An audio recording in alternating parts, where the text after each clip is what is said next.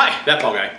Alright, so in the previous couple of building blocks videos, we've taken a look at the difference between short-term and long-term memory, which one is which. We've been able to look at some of the processes that are going on inside your computer. We've tried to be able to see if resources are being hogged, for lack of a better term, if something is hogging up all your resources, and if you're getting maxed out on something. Today we're actually going to put memory in a notebook computer. I will also show you where it goes in a PC, but today the practical is we're actually going to install some memory in a notebook computer. This is relevant because I'm going to have to be using my notebook for the next couple of weeks, and I know it doesn't have enough memory in it. So with that said, let's go ahead and get right on to it. So today's building blocks is installing memory.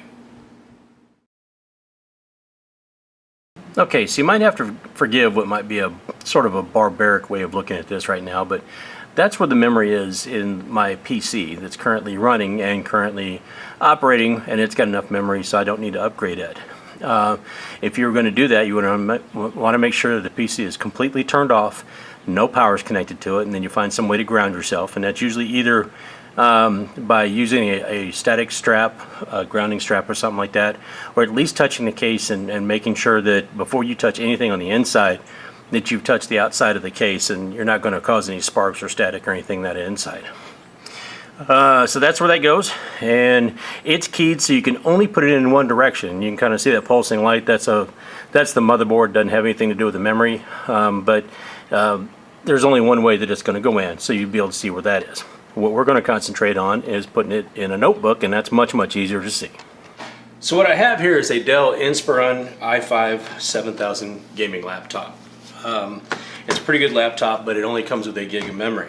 So you might have to excuse the view. It's sort of a top-down view. I don't have much of a setup, especially right now that I'm trying to pack everything to be able to show everything that I should be showing.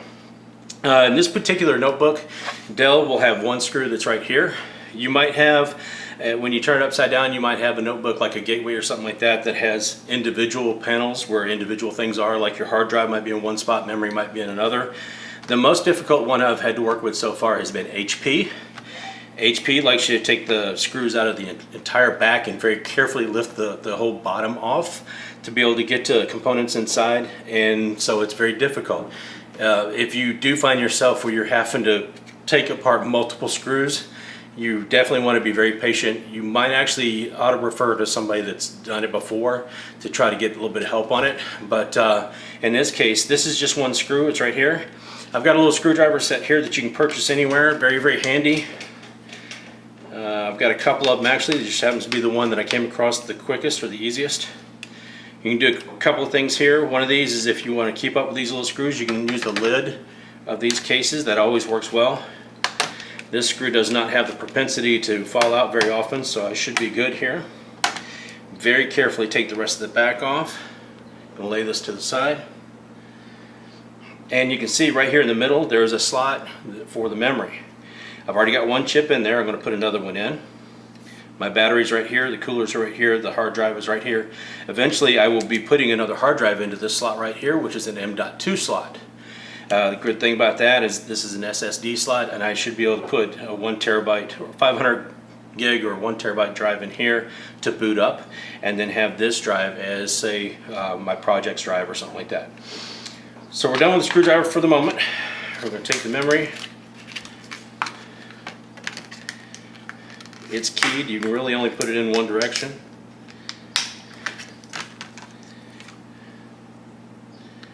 So we're going to try to slide that in here.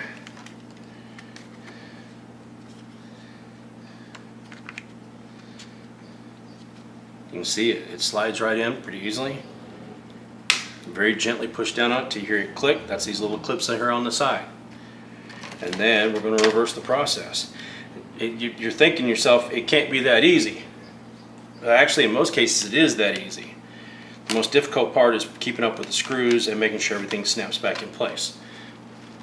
Okay, what I've got here is a couple of screenshots before and after. It was much easier to do this as a screenshot and move it over to the PC so I could edit it than it would be to try to do a screen capture and turn it off, turn it back on, wait for that and everything. So I just took screenshots of both. The first one, as you can tell, I had 8 gig of memory to begin with. And there it is. It's a Core i5 7300 HQ CPU and all that good stuff. It's, well, my gaming laptop. So before and then after. The aftershot has the 16 gig of memory, same computer and everything.